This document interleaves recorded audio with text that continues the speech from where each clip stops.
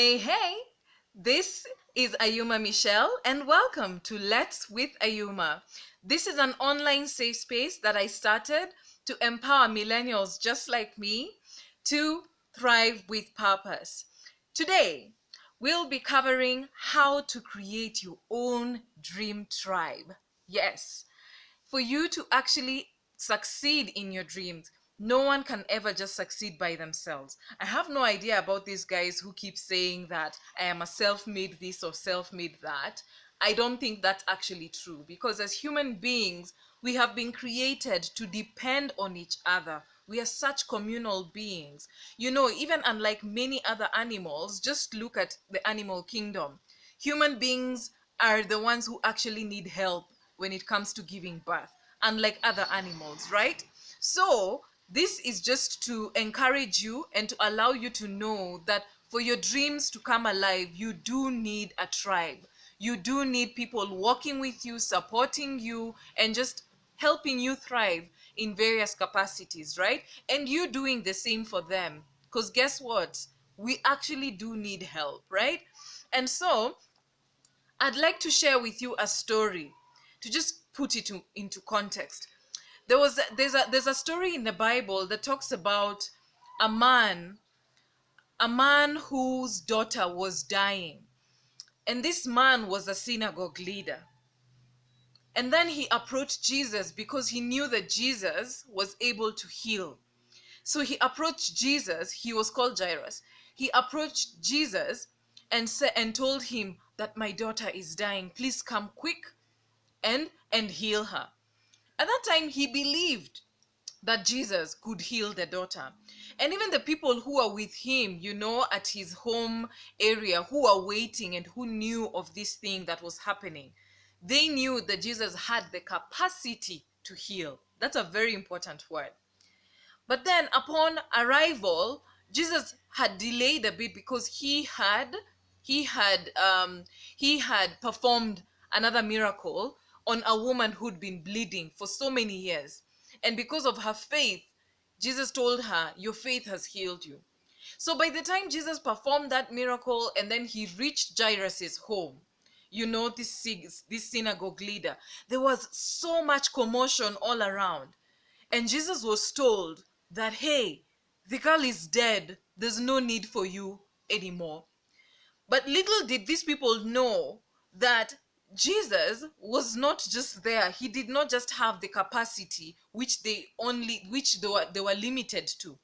Jesus had so much more capacity beyond healing.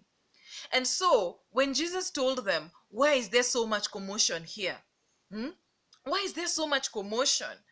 This girl is not dead. She's just sleeping. But then the people around, they believed what their eyes had seen. And they told him, and they actually started laughing at him. Yes, they laughed at the Son of God. And because of this, after they did this, Jesus put everyone away, told them no, put everyone out, let everyone go. So that in the room, in the space where this girl lay without life, there was only Jairus, the wife, and his disciples. That room was now Jesus' dream tribe. These were people who dared to believe that despite what the group was saying, they still believed that Jesus actually meant what he said. And they actually did believe that Jesus has more than the capacity than just raising somebody than just healing. That if indeed he said that this girl is not dead but asleep, then she was not dead and asleep, but asleep. And so it was very strategic that Jesus cleared the room so that so that he can be able to do that which he knew he could. And so that the people around him were the people who believed that he could do this. And guess what? He told the girl, little girl, get up. And she did. She woke up and started walking around the room.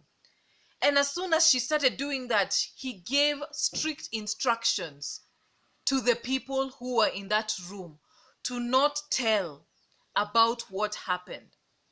Something tells me that sometimes, no matter how hard you try, the people who do not believe that you can do it, it's not really about you, but it's about them and what they see possible for themselves.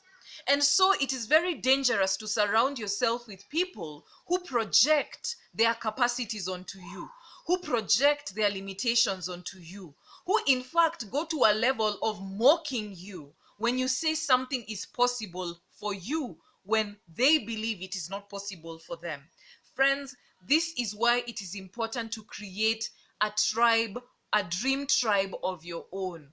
Even though it may not be your family members, even though it may not be your friends, please, it is important. When you're working on a dream, you need people around you who actually believe that you can do it, who actually push you forward, who actually speak life, who actually remind you that, hey, that dream is waiting for you to make it happen. It's not just going to happen by itself. And so, friends, today I'd like to remind you, please, your dreams are so very possible, but you cannot do it by yourself. You need a dream tribe of people who believe in you, who challenge you to make that dream happen, who remind you and equip you, who keep pouring into you to make sure that that dream comes to life. And guess what? Yes, these are tough economic times. These are tough. All those stories are around us, but you need a tribe to keep you grounded on what your dream is and say, no, we do not care what the TV says. We do not care what so and so and so says. We believe that that dream which you do have, it is actually possible, and we are here to keep you accountable to make it happen. Do you have such people around you? Today, I want to challenge you with a very, very simple activity. A simple activity which requires lots of truth, lots of honesty to yourself, but it also requires a bit of reflection or loads of reflection. I'd like to ask you one very simple question, and I'd like you to be as honest as possible, right? If you can't be honest with yourself, then you are also putting your dream in danger, right? This is the simple question. Look, there's a saying that you are at a sum total of the 5 people around you, and not just around physically, but the 5 people you're constantly engaging with, because that pours into your heart, that pours into your mind. When the Bible says your heart and your mind, it's literally the same thing. When in from a spiritual context, your heart is not this body organ. Your heart is your subconscious mind, because there lies in who you truly are, what your deepest thoughts are, what your deepest vulnerabilities are, but also where your wildest dreams are. So your heart is literally what is holding and hosting all of these things that you are absorbing from the world around you, including people. So if you're to look at the 5 people you associate with the most, who are these 5 people? Ask yourself that question and write it down. And the second question I'd like to ask you is, out of these 5 people that you spend most of your time with, who are directly influencing your subconscious mind, your dreams, your thoughts, your vulnerabilities, your fears, I'd like to ask you, are these people inspiring your dream? Be very honest, yes or no. There's no in between. There's no maybe they do, sometimes they do some. Are they actively inspiring your dreams? If they are, congratulations, you do have a dream tribe. And if these people are not inspiring your dreams, if the answer to that question is no, then you need to create a boundary with these people and immediately start sourcing, looking for people who are actually speaking life to your dreams. You might find these people in very strange places. It might be in school, it may be in your workplace, it may be in church, wherever it may be. It may even be a childhood friend who maybe you don't meet every single week, but you do speak often. And whenever you speak, you feel energized. So you need to look for people who you feel energized around, and people who make you feel like, oh my goodness, I can actually do this. You know? And I need you to take action and make sure that that happens. Because guess what? Your dream needs a tribe. You not only are you the captain of your dreams, but your dream needs a tribe. So that's all for today. And I'd like to please, please be very honest with yourself, and please just make sure that that actually happens. Because one day when you'll be achieving that amazing dream, you will look back and you will realize how many hands held you together, how many hands held you up. And you will at least know you proactively did it because you had a dream tribe working with you. That's all for today.